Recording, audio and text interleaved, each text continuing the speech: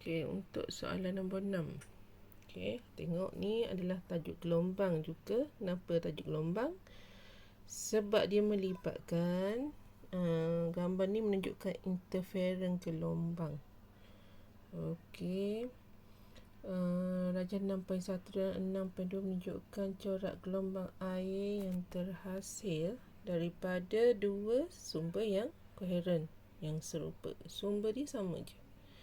Okey, di sini A1 mewakili jarak antara dua sumber koheren.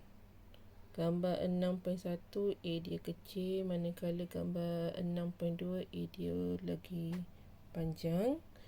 Kemudian jarak antara dua garis nodal berturutan. Yang ni besar, manakala yang ni kecil. Dan jarak di kedua-dua gambar rajah adalah sama. Soalan pertama, dia tanya apakah yang dimaksudkan dengan sumber koheren. Kita kena faham sumber koheren tu apa. Sumber koheren. Okey, sumber koheren, cara nak ingat dia, hari tu saya dah beritahu awak, tapi seorang pun tak ingat. Semua salah saya rasa. Kalau betul pun seorang je soalan ni. Okey, cara nak ingat sumber koheren ni, awak ingat skaf rambut. Skaf, SKAFF. Apa yang dimaksudkan dengan skaf? Okey, skaf tu maksud dia S for sumber, K for coherent, A for amplitude, F for frequency, F for fasa, same fasa, sama fasa. Okay, sorry. Jadi kita tengok semula. S sumber koheren.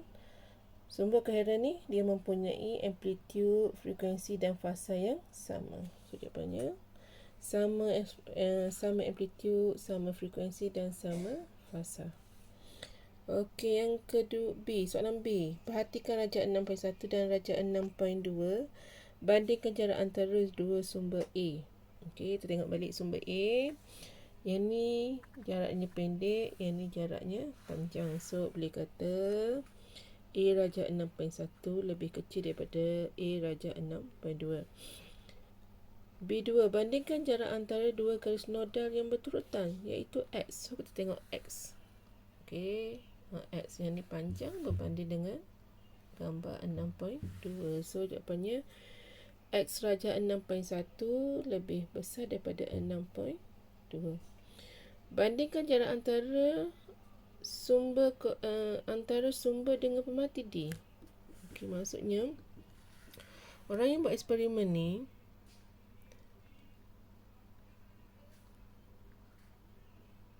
semula. Bandingkan jarak antara sumber dengan pemerhati D. Okey, sumber dengan pemerhati D. Okey, tengok D ni. Okey, D ni sama besar. So jawapannya jarak D dalam rajah 6.1 sama dengan rajah 6.2. Okey, soalan C. Berdasarkan jawapan anda dalam 6B, nyatakan hubungan antara jarak antara dua sumber A dengan jarak antara dua garis nodal berturutan. Semakin bertambah jarak A, semakin berkurang jarak X. Okey, namakan fenomena, tadi saya dah beritahu, fenomenanya adalah interference.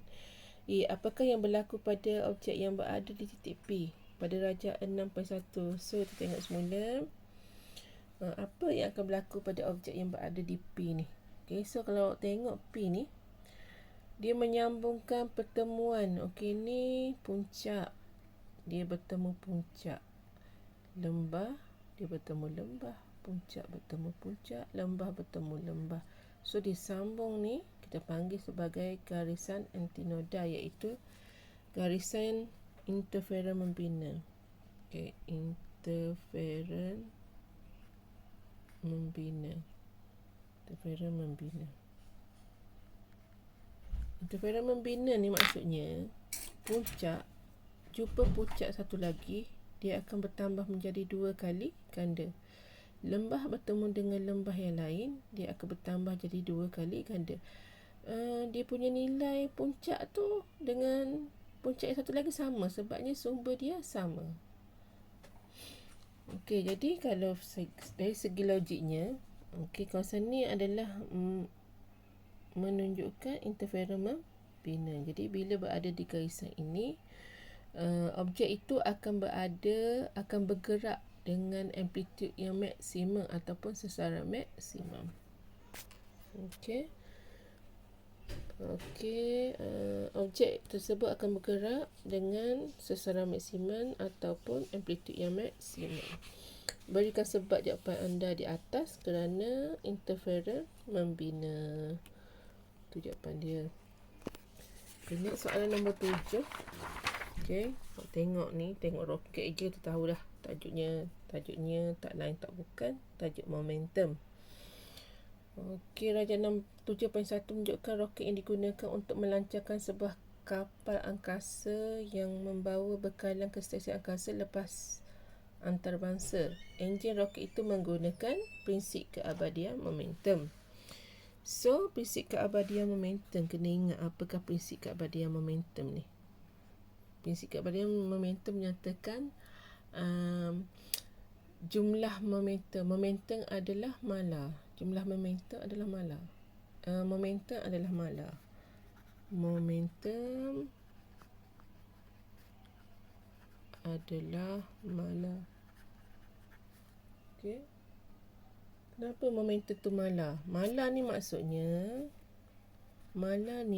momentum ni dia wujud dalam dia berpasangan. Okey, momentum ni dia berpasangan. Maksudnya kalau ada momentum ke belakang, dia akan ada momentum yang ke depan sama nilai. Sama nilai tu yang kita panggil sebagai mala. So dalam kes ni, dalam ni berlakunya pembakaran gas exhaust. Okey, dia bakar gas, jadi gas tersebut akan keluar dengan satu halaju yang tinggi. Okey, dia akan keluar ke belakang dengan halaju yang tinggi, gas exhaust dengan halaju yang tinggi, maka momentum dia pun tinggi. Sebab kita tahu momentum adalah M darab V. Bila V tinggi, maka momentum dia pun akan turut tinggi. Jadi bila ada momentum gas exhaust ke belakang, akan ada satu momentum ke depan. MV ke belakang, maka akan ada satu momentum ke depan ni. Kenapa saya buat negatif? Sebabnya dia directionnya berbeza lah. Satu ke bawah, satu ke atas. Negatif menunjukkan direction dia bertentangan. Okey. Tapi yang kita tahu, nilai momentum ni akan sama. Sebabnya prinsip keabadian momentum menyatakan momentum adalah mala. Momentum yang terlibat adalah mala. Kalau mala, bila kita tambah momentum tu, momentum satu kita tambah dengan momentum kedua, dia akan dapat kosong. Kenapa kosong? Sebab dia sama. Contohnya saya letak sini 5. Okey, saya letak sini 5 nilai dia. Momentum tu nilai 5 lah. 5 apa? 5 kg ms negatif 1 ni. Yang ni mesti sama juga. Nilainya 5 juga. Tapi dia negatif lah sebab dia bertentangan arah. So, ia akan dapat kosong. Mala ni maksudnya serupa. Okey, berdasarkan prinsip yang dinyatakan, jelaskan bagaimana roket memperoleh daya tujah untuk bergerak ke atas. So, saya kata tadi dalam roket ni ada berlakunya pembakaran gas. Gas exhaust tu keluar dengan halaju yang tinggi, so dia akan menghasilkan momentum yang tinggi lah. Gas exhaust dengan momentum yang besar, okey, bergerak ke bawah. Itu jawapan pertama dia. Gas exhaust dengan momentum yang besar bergerak ke bawah. Okey, itu pertama dia. Okey, seterusnya maka keduanya momentum yang sama nilai. Tadi saya dah terangkan kalau ada momentum ke bawah, akan ada momentum ke atas yang sama nilai. Yang sama nilai terhasil ke atas dan menyebabkan roket bergerak ke atas. Okey, soalan 7.2b. Darjah 7.2 menunjukkan susunan radas untuk melancar sebuah roket air dalam suatu pertandingan di sebuah sekolah. Okey, biasa kan kat sekolah kita guna botol. Guna botol air minuman. Okey, kita guna botol air minuman ni. Saya minta maaf lah, gambar ni lari sikit. Okey, gambar ni lari, air duduk kat luar. Okey, air duduk kat luar. Okey, ni bentuk roket air lah yang dibina di sekolah.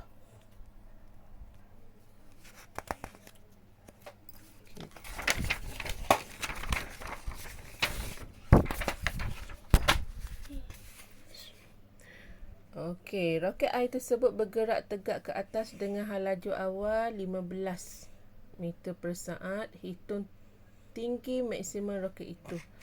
Jadi disebabkan bila melibat tinggi ni, kita akan kaitkan dengan tenaga kepayaan lah.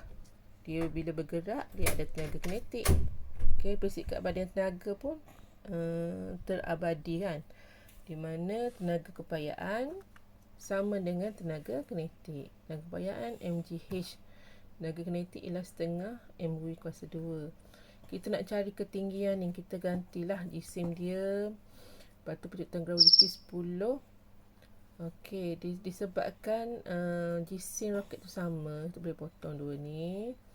Kemudian kita bawa G ke belah sini, kita ganti jadi bahagi G. Saya ganti 10. V yang diberi dalam soalan ialah 15. Okey, kita masuk dalam V. Jadi H ketinggian bersamaan dengan setengah 15 kuasa 2 bahagi 10. Jawapannya 11.25 meter.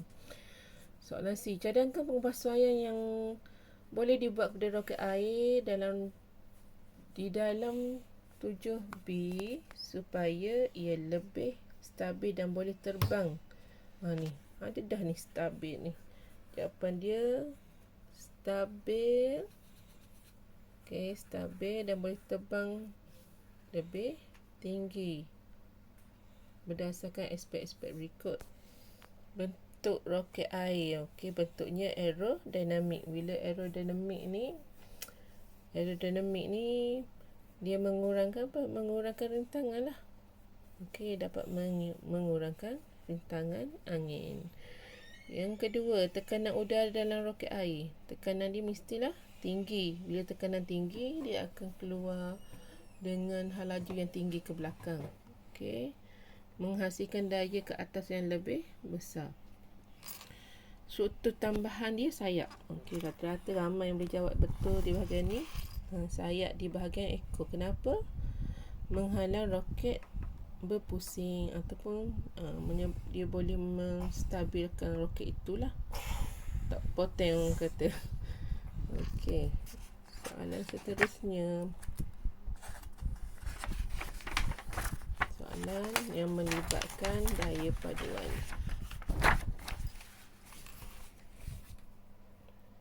Okey, daya paduan. Soalan nombor 8.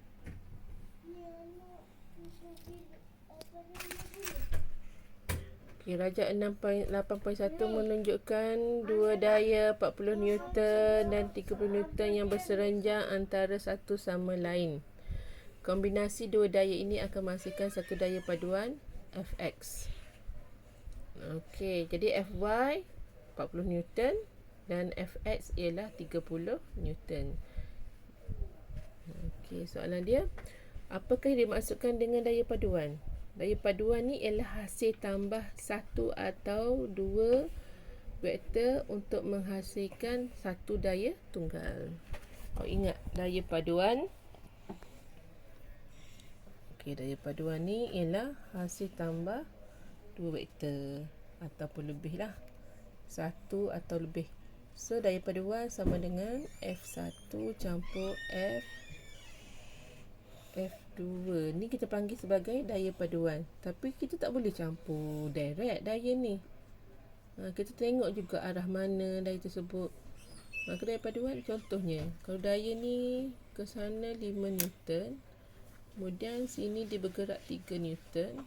So paduannya ialah 5 tolak 3.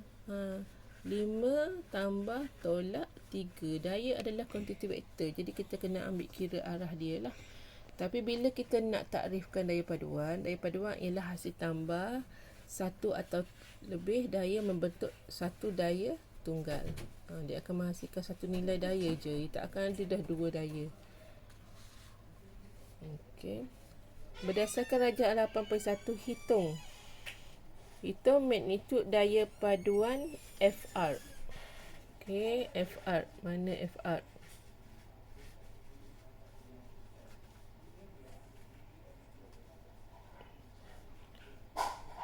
Okey. Jadi paduan daya ni kita buat segitiga. Pada gambar ni kita buat segitiga. Biasanya kita buat segitiga berarah, saya rasa. Okey. Kalau daya Fx ke sana. Okey, berapa nilai dia? 30 Newton. 30 Newton. Okey. Jadi dia punya direction untuk daya kedua ni kena sambung selepas nak panah ni. Sambung. Dia berarah nak panah dia. Okey, macam tu. Berapa nilai dayanya ni? 40. So, dia akan tuju kepada directionnya kepada yang last kali ni. Ni. Paduan daya akan tuju kepada arah yang terakhir ke sini. Sebabnya dia mula sini dan sambung dengan yang ni kan. So dia penghujung kat sini. So tersambung sini membentuk segitiga. Anak panah dia ikut direction yang last kali pergi mana ke sini. So sini daya tunggal dia ni. So ni kalau tengok, kita gunalah teorem Pythagoras. 30 kuasa 2 tambah 40 kuasa 2 punca kuasa. Okey, dia akan menghasilkan 50 Newton. Okay, next soalan nombor 2. Arah daya paduan FR daripada satah mengufuk. So, kita nak cari nilai ni, arah dia ni. Daripada satah mengufuk yang ni, satah mengufuk yang ni. Okey. Kita cari bila arah dia punya sudut. Kita cari sudut. So, nilai apa yang awak ada? Awak dah ada 33. Sini 50. Awak boleh guna sin, cos, tangent. Tapi seandainya awak nak guna nilai 30 yang ni, 30 Newton dengan 40 Newton, kita guna tangent lah, tentang bahagi sebelah. Kalau nak guna cos, kita gunalah sebelah bahagi hypotenuse. Terpulang pada awak lah nak guna apa, boleh belaka. So kat sini saya guna cos. Okay, saya guna cos. Cos theta sama dengan FX bagi hypotenuse lah. Okey, so kita nak cari theta dia tu berapa. So, saya guna cos theta tadi. Okey, saya guna cos theta. Jadi, cos theta sama dengan sebelah bagi dengan hypotenuse. Hypotenuse 50. Sebelah pula ialah 30. 30 bahagi 50. Jadi theta sama dengan shift cos 30 per 50. Jadi jawapannya ialah 53.13 darjah. Awak boleh guna cos, awak boleh guna tangent, awak boleh guna sin. Sebab kita dah ada segitiga trigonometri tu. Terpulang pada awak guna apa. Tapi jawapannya adalah sama lah. Soalan C. Dalam satu pertandingan sekolah, 2 orang pelajar diperlukan untuk menarik sebuah kotak pada suatu sudut tertentu. Jadual 1 menunjukkan beberapa kaedah yang telah digunakan oleh pelajar itu untuk meningkatkan penciptaan kotak itu. So kotak A, okey, seorang tu tarik dengan daya 500, seorang lagi guna apa tu, 500 juga, kemudian angle dia ialah 30. So awak kena kira daya paduan dia. Daya paduan dia kat sini. Kita guna kaedah segi 4 selari yang ni. Okey, daya paduan dia kat sini. Boleh juga buat Okey. So sini awak nak cari daya ni. Daya kat sini ni. Fx. Sekejap. Fx, nak cari Fx ni. Kita ada sudut 30 semua, kita bagi 2 lah, 15 sini.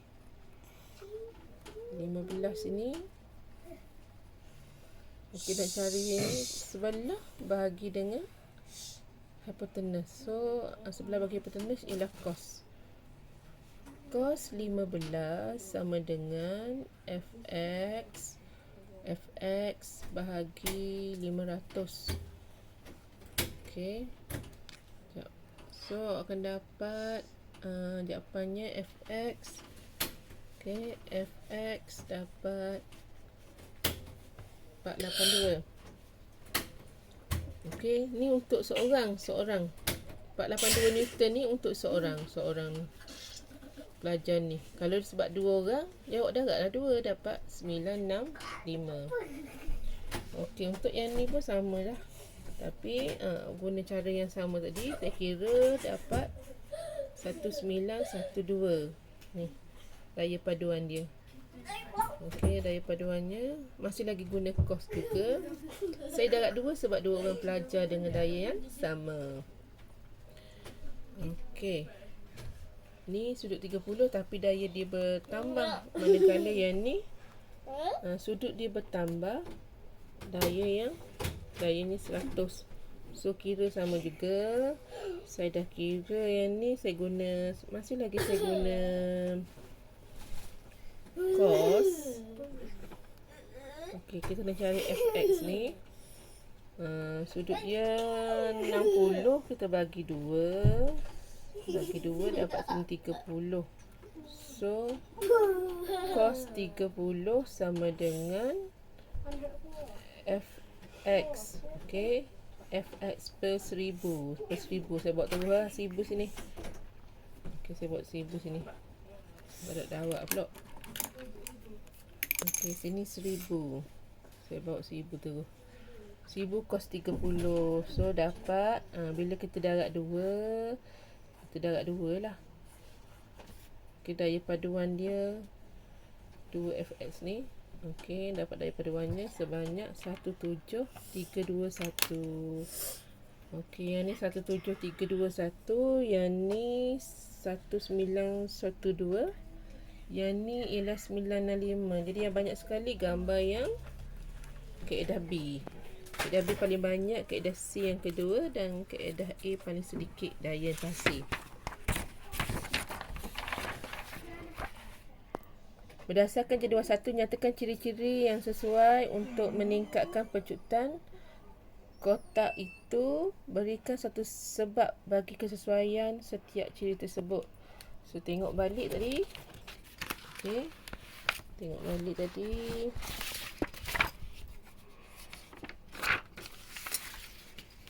Daya tu akan dapat nilai yang besar kalau sudutnya kecil. Kemudian daya yang dikenakan oleh pelajar itu besar. Kalau sudut tu besar dengan daya yang sama dengan gambar B ni, nilainya daya tunggal yang terhasil itu kecil.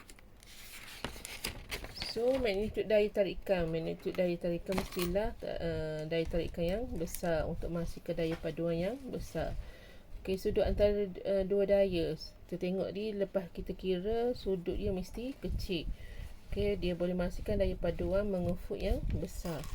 Okey, dengan atau tanpa penggelik, mestilah dengan penggelik, sebabnya bila ada penggelik dia akan mengurangkan geseran.